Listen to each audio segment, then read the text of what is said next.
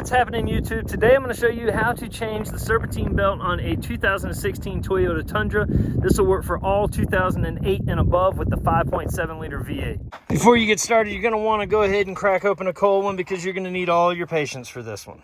Also, make sure there's no youngins around because they're likely to learn some new words as you attempt this project. Make sure you're not terribly attached to all the skin on your hand because you're likely to lose some. First and foremost, I went ahead and pulled the cover off. This is the 5.7 liter V8 in the Toyota Tundra. It's a 2016, but this will work in 2008s and above with the 5.7. What I used was a 17-inch breaker bar with a 14mm socket. All right, so you'll notice two pulleys right here. You've got the one right directly below and then a smaller one below that. Smaller one below that is your alternator. That is your tensioner pulley. There's a bolt right on the center of that. You'll put your 14mm socket on that bolt. Once you get your 14mm socket on that bolt, use your breaker bar and then apply pressure to get it back. And this is where it gets a little tricky because there's stuff in the way.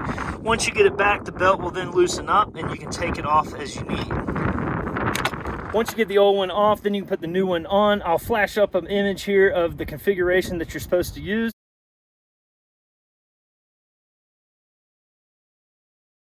I used a 𝐲𝐴𝐻 belt, and I'll leave the link down in the description. Hopefully this video helps you out. Till next time, peace. No more squeaks.